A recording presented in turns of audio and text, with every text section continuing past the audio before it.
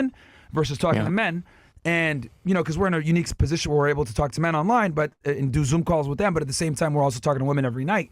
And it's a stark contrast where with the women, it's like you could be saying something that's dead on, right? They know it's true, but if you don't say it how they want to receive it, they'll disqualify the information. Versus men, you could talk to them as rudely or as crassly as you want to, but if it's true, they will digest it, even if they don't like it. And it's something that I've noticed that's a crazy difference between the two genders.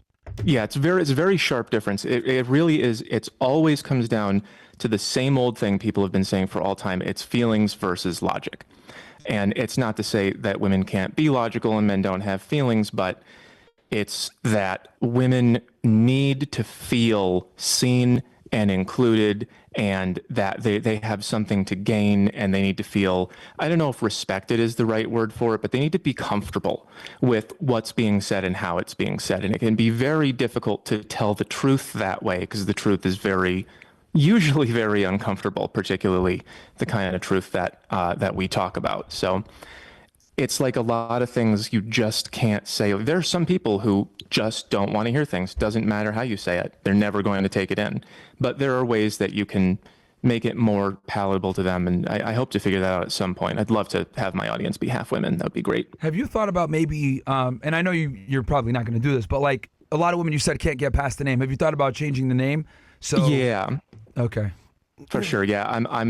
I'm market testing soul math right now, because, you know, that's like, it gets into the sort of psychological, it's quasi-spiritual, like this system that I studied. Some people, I don't know if you can see the chakra system here. It gets into that kind of audience, that kind of clientele. So I was thinking about soul math. I was market testing that. I haven't done it officially, like I haven't A/B tested it or anything, but all the guys who came to me because they love the name Home Math and they think it's funny, they're all like, if you change to Soul Math, I'm unsubscribing. So I have some work to do on that. Yeah. Do you think that women taking the advice that you kind of portray, it can be easily digestible? Do they actually apply it, you think? What percentage do you think actually apply Maybe 3 or 4 math. Have you thought about that, dude? That's not bad. Yeah. I mean, the it's guys kind will of the same understand, thing, but the women won't. I don't know. Maybe that's... Yeah. I'll figure it out. Like that is one option, but it could be a little bit less abrasive. Yeah. But as for the question, I do definitely have women come back to me and say that they applied what I told them and that it worked right away. Like I'm really, really pleased. I had been trying to be a life coach for years before these videos took off, because I've always known that I was good at it. I did some life coaching, you know, people bought an hour or a half hour at a time. And especially during those sessions when I could get really deep with somebody and ask them what happened, what's going on, how do you, like, you know, I would have like a very high rate of breakthroughs in one session. So I'm very pleased with that. Like, everyone wants to believe they're going to be good at the thing they want to do. I turned out to actually be good at the thing I wanted to do. And I have a very high rate of people coming back to me and saying, after I watched this video, this thing changed. There was one guy who he dressed all dorky, and he was like, he did a lot of up talking. He says, end his sentences like this. And I coached him for a half an hour or so, and he watched all my videos and came back and he said, I'm hitting the gym. I got a girlfriend now. Everything's going great. I get a lot of that. So awesome. Let me ask you this, because, you know, like I said, you're in the same world as us, so you see all the same problems, but you come from a more stats-based thing, and you're really explaining and breaking things down through pictures and stuff. What would you say are the top problems on the female side, and then what are the top 2 problems on the male side when it comes to this new dating marketplace? Because obviously things have changed significantly. So what would you say are the 2 problems on both gender sides? So when you say the 2 problems, you mean that they are top experiencing 2. Or the problems with them? Either or. Actually, we could do both. Okay, sure. Top 2. Okay, yeah, sure. So for women, the top problem is definitely that they don't know how to tell who likes them for real and who likes them for temporary. They don't know. They cannot figure that out. They have guys matching them on apps and liking their Instagram stories, and they go, oh, everyone wants to marry me. They turn that volume way up on how much, you know, they're actually being liked. A lot of guys are, you know, not willing to, because of the culture we live in, they're not willing to commit. If a guy gets to, I think this would be number 2. Problem number 2 is that if a guy gets to the quality that, you know, an average woman, a 5 or a 6, like, would want that guy, he is so popular that he does not need to settle for just one. This was one of the stories that I told when I made Zones for the first time. This was my first big project back when I was still mostly a TikToker. I told a story about how when I used to drive for Lyft and Uber, I had this girl in the back seat, and well, two of them, and they were kind of like testing me and making fun of me at first, but they figured out that I was, smart, that I kind of knew what was going on. And she asked me, I'm seeing this guy and he's seeing all these other girls. How do I make him pick me? And I had to like really, really slowly walk her through basically, if he's got other girls, why would he pick one? Why is one better than four? And she didn't know what to do with that. So that would be problem number two. That first of all, they can't tell who likes them for real and who doesn't. And second of all, once they do like a guy for real, almost all of them have so many options that they don't want to settle down till they're 40. So the guys, the problems that they have are, number one, just can't get any attention. It just isn't worth it. It's the number one thing I hear is that I'm doing everything right. I'm dressing right. I'm fit. I have a job. I'm going in the right direction. Nobody answers me. I keep getting ghosted. This is a problem that I had increasingly. I started, when I started taking care of myself, I became more appealing to women about 2008, 2009. And I did not have that problem for years. And when I started having it, I thought it was because I was getting older. But now all the young guys are saying the same thing. So it seems like just like a broad cultural shift towards, if you are not a very top guy, it's hard to get any attention at all. How old are you? I am 40. Okay. Yeah, it's not that much. So yeah, it's interesting that you're saying this, man, because it's incredible. I truly do believe one of the biggest reasons why the red pill has exploded in popularity, because this thing has been around forever, right? This type of knowledge has been around since the 80s, 90s, so suave, old forums, etc. Yeah. But what I've realized is that it was kind of like a pseudo undercover community that you had to kind of really be in the club to be able to get this information. But now it's exploded in popularity. And I do think a big reason why it's exploded in popularity and so many guys are, involved in this movement now is because it's affecting more men. I think with the modernization of technology, social media, and dating apps, it's made it significantly harder for men to get noticed by women because the sexual marketplace has been opened up to women. And guys that would have had a fighting chance maybe 20 years ago because the women weren't subject to the globalized sexual marketplace, those same guys that would have been able to clean up in the 90s are struggling now because their competition is becoming way harder. And I think that's a big reason why the red pill is exploding in popularity, because a lot of guys are dealing with this problem. And I always break it down to this one thing. Women flake too much. That's the biggest, that's really what it boils down to, is women flake too much, and that's why this entire movement started in the beginning. Women flake too much. They don't respond to text messages. They don't show up on dates. They're fickle. They're non-decisive, and I think that's why so many guys have had this problem. And it's just become worse and worse and worse decade by decade by decade, and then technology has exacerbated the problem. And real interestingly enough, we did an interview with Coach Greg Adams, and I want to get your take on this. We actually, since he's an older guy, he's like in his 50s, with Coach Greg Adams, I was able to ask him, can you tell us the differences in the sexual marketplace by decade? And we went from the 1980s to the 1990s to the 2000s to the 2010s. And according to him, he said the biggest shift to put men at a disadvantage and put women at an advantage was the 2010s. And obviously, I was going to interrupt you and say that. Yeah, please go ahead. Take it from there. Music. Oh no, I was just going to say 2010s. I was going to preempt you with that. It was a sharp change. Yeah, and you're a bit older than us, so I guess in your experience, what were some of the biggest differences you saw, and why the 2010 shift was the most profound in your opinion? Why was the 2010 shift most profound? I think it's because that's when all of the most desirable women, the early 20s. That is when they entered the dating scene, having grown up with being technology natives, internet natives. They grew up with, some of them were iPad kids. That's that generation. It was so the girls today are. I can't help it. I know that this is the right place to say it, but some people don't like it. When I was 18, I liked 25-year-old girls. When I was 25, I liked 25-year-old girls. When I was 35, I liked 25-year-old girls. I'm 40 now. I like 25-year-old girls. The qualities that they have has changed so much in just a couple decades. Like, when I really want to talk to some high school kids about this, or maybe some guys who just got out of high school. When I was in high school, normal guys had a chance with normal girls who they sat in class with and saw around school. And what I'm hearing today, like, I don't want to go, claiming anything that I don't know for sure, but what I'm hearing today and what I feel like is probably true is that those girls, the ones that would have been, the at girlfriend level when I was in high school, they all already have so much attention, so much access to attention, that it's hitting them in the lower parts of the brain, in the reptilian brainstem, and making them feel like, I am very valuable, I'm a princess, I'm too good for these guys, I don't need to settle for this, I'm going to get on a plane, fly to Dubai or whatever. So in the 2010s, that's when those girls who got that first wave of blasting them with everyone's a princess, that's when they got on the dating market. It's funny. In 2010, what app was created?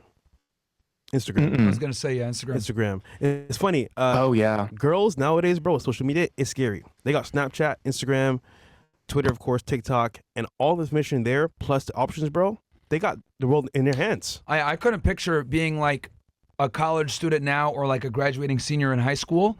Yeah. Like, like when I went to prom, right? All I have to worry about is the girls that are in my school, right? But now, like, some dude from another high school across town can ask a girl to go to his prom via social media, right? And that's like something that wasn't a thing for us. Like, we barely even had cell phones back then. If you did have a cell phone back in, like, I graduated high school in 2008, you had what? A flip phone, a fucking Razor. Like, there was no smartphones. So, like, now I can't even imagine the young men that have access to TikTok and Instagram, whatever. You're trying to get a prom date, it might be hard for you to even do that just in your high school. So, and then college, when I went to college, Instagram wasn't a thing yet. It was just starting to become a thing, but it wasn't like what it is now. So, things have changed significantly, where I think young men nowadays, I feel for them, man. I think they're absolutely getting, they have way less options, and it's way harder for them to meet a woman versus for us, right? Because we come from the same generation. We're millennials. These Gen Zers, these guys are cooked, man. Bro, we spoke to one the other day. Nigga was special ed. It's tough out here, man. Yeah, it's tough out here for these guys, bro. They're getting crushed. And the Instagram filters too. Like, I didn't really understand the filters until I started doing home math. Like, I knew that there were filters, but I thought that they were subtle, and it'll turn a 5 into a 9. Like, it's they post these pictures of themselves, these videos of themselves, and they get the reactions, and they think people actually like them that much. And it's like, no, it's just the fake thing that you put on top of you. So, what's funny about Instagram, right? Back in the day, I used to go on 3 dates a day, like, for pretty much like a whole year. And it's all from Instagram. I would DM girls, talk for a little bit, and let's say I DM like 20 girls, out at 20, maybe go on 10 dates. But from that, it's funny. I send them a DM, but I know off of just like options and how people operate, especially in Miami, they got other DMs from other guys too as well. So what's scary is that, like, these girls that were in my city pretty much would come see me, they see my homeboy, and they see my other homeboy. So to me, it's like, and it's funny, they look a certain way on Instagram, they look like maybe like an 8 or 9. A person, they're like a 7, 6 at best. Sorry, 7 at best. So I'm like, okay, this is what she's pushing out there as her actual picture, but it's not even her. But she's all these options. She's like, oh, I'm the queen. I'm the one because I got all these options. But reality speaking, she's portraying a fake persona online, which is funny, thirst trap. But in person, she's like a 6. You know what I'm saying? So like, to me, this whole thing on Instagram, bro, it push out there a marketplace of, I want to say, faulty products, and people fell for it. So it's what it is, bro. Yeah, it's a lot of deception. It's like people's brains cannot handle. There's a really great book that I always recommend to people. It's a very difficult book. Read it if you absolutely love reading. It's called In Over Our Heads by Robert Keegan, and it's pretty old. So, like, this is a very smart guy, obviously, and he wrote this a few decades ago, and it's about how modern life demands more of us than we actually have. Our brains can't handle the stimulation that we're getting. You know, we evolved like in jungles, basically. We evolved in forests, and we would see every once in a while a bird and then run from a lion. And now today we're getting blasted with all this high intensity stimulation. It's all, you can sit in your bed and flip through all the hot girls and pictures of whatever exciting. This a drawing that I brought out was an illustration I did for an old TikTok about how they don't understand. They can't understand because the girls' experience with the apps is so different from the guys' experience that when they complain and they say, oh, the apps suck, the girl says, you're just dumb. You're just not doing it right. And my suggestion is get that girl to write your profile for you and then use it and then have her see what her results are. And I actually did this with 3 different girls. I had them take my profile and I actually asked them, find a guy on the same app who you find is attractive, like from a different city, right? So there's no overlap. And then I would just take his picture, put it on my profile, and show her the difference between the results that I got. And they would all get really sad about it. And they would go, oh my God, I didn't know it was that bad. Wow. And yeah, they don't listen. Like, people don't listen to words. They listen to feelings. They listen to experiences. And the phones are giving us so many feelings and experiences that when you tell people words that conflict with it, they just reject it. But Homaf, I just wondered, because after the feeling they feel after seeing that experiment, right? Do they actually care to make a change? Because I'd argue they don't give a fuck. But no, not usually. Like the 3 girls that I did that experiment with, they were nice to me. They're friends of mine. Mm-hmm. But they didn't go beyond saying, oh, that sucks, I'm sorry. They didn't go change their lives. They still wanted the attention and still used the apps the same way, still did everything the same. But at least they recognized it. It's a step. You know what's interesting? A guy named, I don't know if you're familiar with Alexander Grace. I think he's an Australian YouTuber. Yeah, I know him. We got to get him on the show too. I don't know how to reach him. But long story short, he had a girl run his Tinder profile. Oh, I remember that guy. And she was very optimistic, really excited, like, oh yeah, I'm totally going to get him so many girls. He's studying to become a psychologist. You know, he's not ugly. I'll be able to totally get women, right? And watching her struggle, right, using his Tinder profile and his pictures to get him a date was fucking, well, it was hilarious. But for her, it was extremely eye-opening as to what men deal with. And, you know, I've said this on a podcast, and a lot of people get angry at me for saying this, but I truly do believe that women lack empathy when it comes to the male experience. For sure. And, you know, they'll sit there and they'll say, oh, they'll say I'm sympathetic. But I'm like, well, you're not empathetic, though. You might feel sorry for the fact that it's hard for men to get dates, but you're not able to actually understand, because if you did understand, you wouldn't do half the shit that you do. But I don't think women really understand the male experience. And that girl going through that Tinder experience of running a man's profile, pretending to be him, struggling to get dates, struggling to get girls to respond, getting matched with 100 girls, but then not being able to close any of them or even get a phone number, or how some of them would just send one-word responses when she would spend her time to really send well-thought-out messages. Like, she would look at the girl's profile, find like something to comment on that wasn't sexual, on her hobbies or whatever, which is what women tell you to do all the time, right? Yeah. She actually employed that strategy, and she was really frustrated and angry at how like the women didn't respond. She's like, "What the fuck?" And they don't know what they want. They don't know what they respond to. Yeah, it was so great to see. And dude, by the end of it, she was crying. At the end of the video, she was fucking crying. Like, I can't believe that this is what men go through. And it was really interesting if anyone hasn't seen it. But I don't know if you have an illustration that demonstrates that. But yeah, man, dating apps are cooked for men. Yeah, I am looking for it. I know I have it. I'm just like, I don't know if you can see that I cut all my pictures up and I'm trying to organize them in a more effective way. But what's that? That's great. Hold on, real quick. Just from your findings, when do you think is the time women finally say, you know what? All right, I had my fun. It's a wrap. I need to find a guy because I messed up. When is that? What do you think? What do I think the time is? Yeah, like, for example, maybe what age, what time in their life? I think it's as soon as they start to realize that they're not getting the same level of attention anymore. As soon as they start getting turned down by the kind of guys that they could easily get before, that's when they start saying, oh, I need a provider now. I did open this up to answer the last question. This is I don't know if you know this, Zones. It's like the centerpiece of what I do. It breaks down what women are looking for in men. There's 2 variables, and then what men are looking for in women. There's 1. It's just how much we like them. But women like the sexy stuff in guys, and then the money and supportive stuff in guys.